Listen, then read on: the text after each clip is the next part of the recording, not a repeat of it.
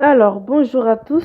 Aujourd'hui, je vais vous présenter le plat, le kakamkou, plat à base de poisson. Donc, le poisson, il est là, je vais le découper en petits morceaux et on se retrouve tout à l'heure pour les ingrédients. Alors, voilà le poisson découpé en petits morceaux, j'ai lavé.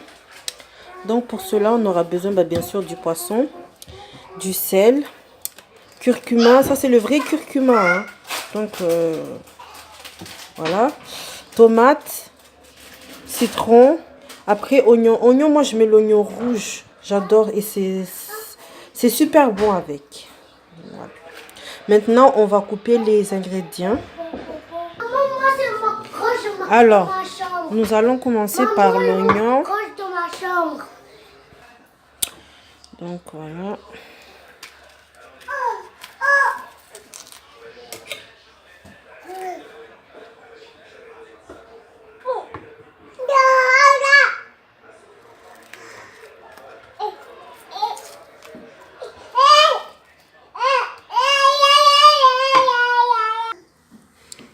Donc là, l'oignon.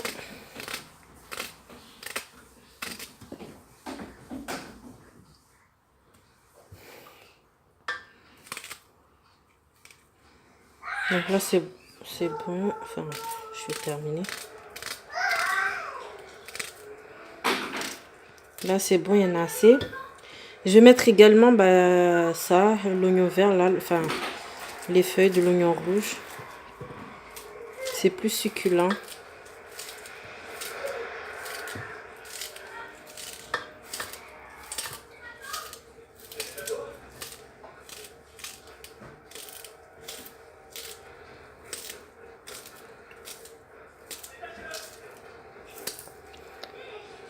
Voilà. Tomate. Bon, moi je mets une tomate, ça suffit, hein. Enfin, après, vous pouvez en mettre plus, hein. Mais normalement, une tomate. Après, ça dépend de la quantité aussi. Mais moi, là, une tomate, ça me suffit largement.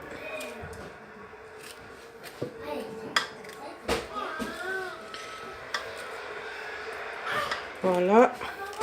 Après, maintenant, je vais faire le curcuma. Maintenant, je l'épluche, le curcuma, avant de l'écraser. Il faut bien l'éplucher. Voilà.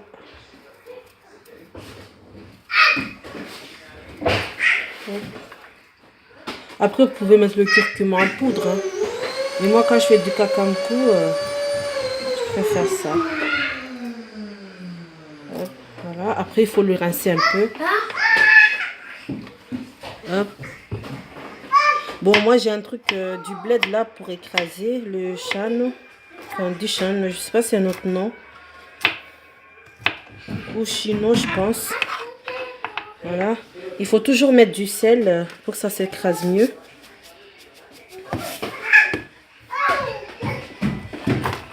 Hop.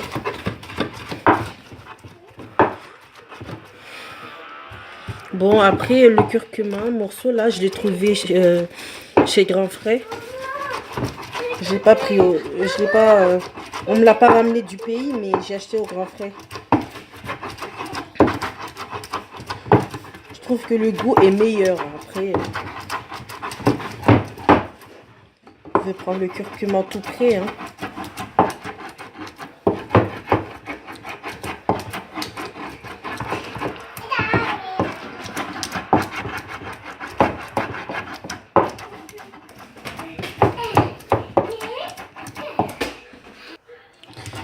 Donc voilà, c'est fini.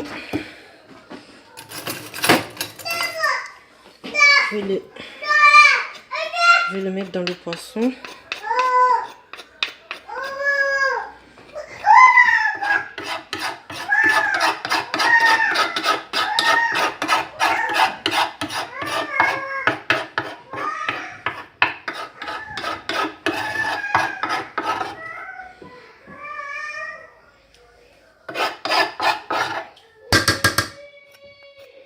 Voilà. Et le citron. Le citron, c'est très important dans le kakamkou. Parce que le kakamkou, il faut vraiment du citron. Donc je vais presser ici, comme ça je ramasse le curcuma qui reste. Je vais mettre d'abord celui-là et au fur et à mesure, ben, je goûterai. Après, s'il n'y en a pas assez, je rajouterai. Voilà. Et j'ai du hanga là, mais c'est pas du hanga frais, c'est congelé. Donc moi j'en ai là, enfin j'en mets, mais bon, c'est mieux, c'est meilleur quand c'est frais.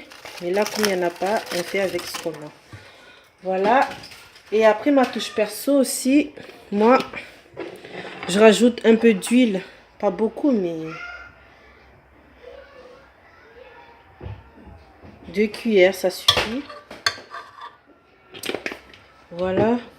Et finalement, je vais rajouter le citron. Voilà. Et surtout, le sel. Maintenant, on va mélanger. On va rajouter de l'eau. Mais moi, le kakamko, j'aime pas qu'il y ait trop d'eau. Donc là, c'est bon, je pense.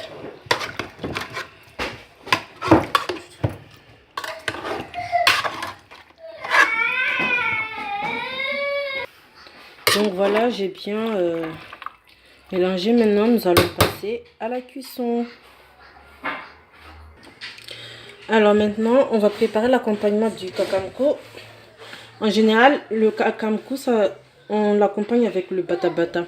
Bata bata, c'est juste des bananes vertes bouillies à l'eau avec du sel. Donc après, les gens, ils font ce qu'ils veulent. Il y en a qui mangent avec du riz ou bananes vertes frites. Mais normalement, c'est avec bata bata. Banane verte et du manioc. Donc voilà.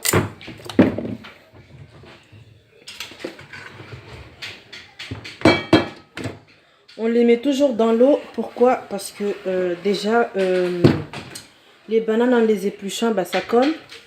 Et en fait, des fois, c'est plus facile à enlever, en fait. Surtout si les bananes sont dans le frigo et que c'est un peu froid, il faut mettre de l'eau chaude. Et après, c'est plus facile à enlever la peau. Donc voilà, je vous montre. Vous voyez, c'est facile à enlever. Hop.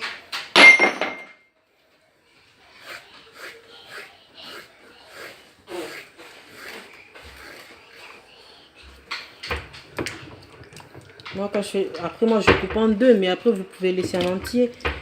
Mais moi, je coupe en deux.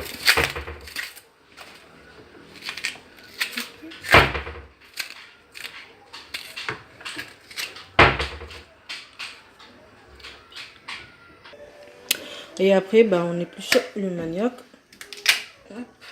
Voilà. Et,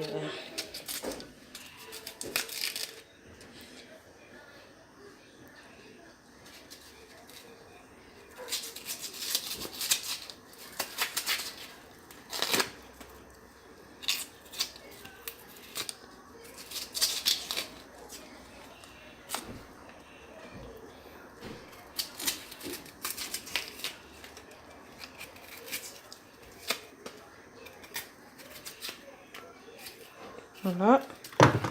Et après, on coupe en deux.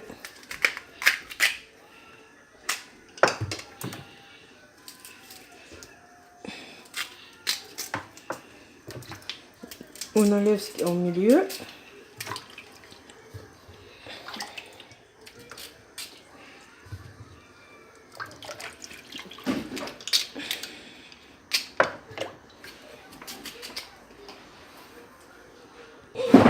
Maintenant, nous allons passer aux cuissons. Après, moi, je mets du sel. Il y a des gens qui, quand ils font le bata bata, ils mettent le manioc à part. Parce qu'apparemment, le manioc, on ne met pas de sel. Mais après, là, j'en ai que 3. Donc, je mets ensemble. Donc, je mets le sel. Et on passe à la cuisson. On a notre kakamko qui commence à bouillir. Par contre, j'ai oublié, moi, je rajoute du piment. Le piment, je rajoute toujours en entier, comme ça a plus de goût, plus de saveur. Donc, voilà. Faut pas trop mélanger, il faut juste faire ça. Comme ça, le poisson ne part pas en miettes. Voilà. Alors maintenant, on va préparer le piment. Bon, c'est vrai, j'ai mis du piment dans le kakamkou, mais après, des fois, ça pique pas assez. Donc, je fais toujours du piment à côté. Donc, je vais écraser le piment ici, à l'ancienne. Toujours, on met du sel. Comme ça écrase vite et mieux.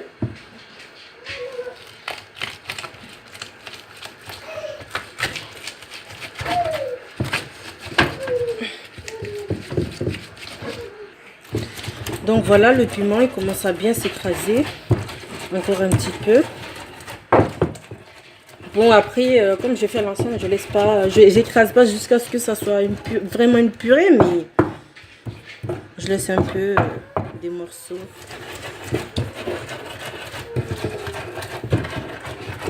Donc voilà. Donc je vais rajouter l'oignon. C'est toujours l'oignon rouge, hein. Je trouve que c'est meilleur dans le piment, le poisson. Voilà. Je vais écraser un peu. Les morceaux sont très gros.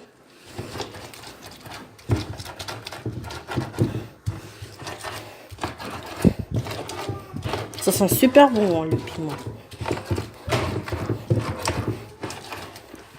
Après, je rajoute les feuilles vertes,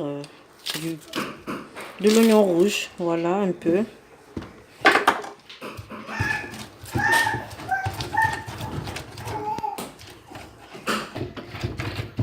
Donc voilà.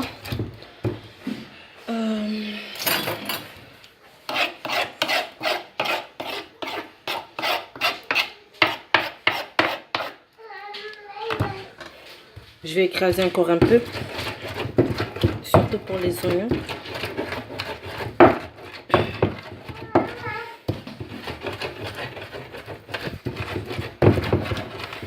Voilà. Je rajoute le citron. Hein. Nous, on met du citron.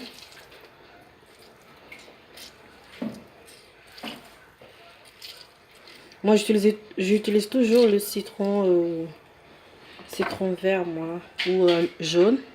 Mais c'est rare que j'utilise les citrons déjà, enfin le jus de citron déjà prêt là.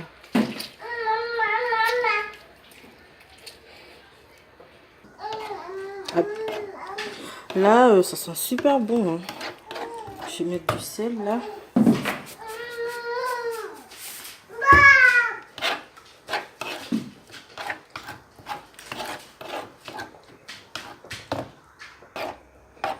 Je vais goûter pour voir. Il n'y a pas assez de sel et ça pique.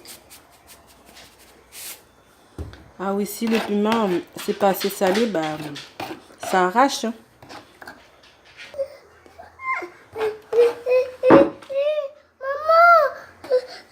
Donc voilà, le piment il est prêt. C'est bon. Donc voilà, le kakamkou bientôt cuit. Je vais goûter, voir si il y a assez de sel et citron. Il n'y a pas assez de sel ni de citron. On va rajouter les deux. Donc là, je rajoute le citron.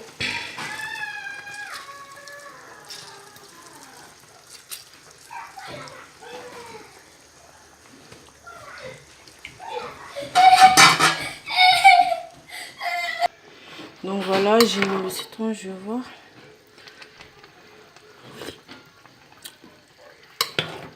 Là, c'est bon. Hop, on va voir si notre kakamkou est cuit. Maintenant, c'est bon, c'est cuit. Je vais juste touiller un peu. Après, je vais éteindre le feu. Donc voilà. Voilà, bata bata qui est en train de bouillir. Qui n'est pas encore cuit. Mais bientôt.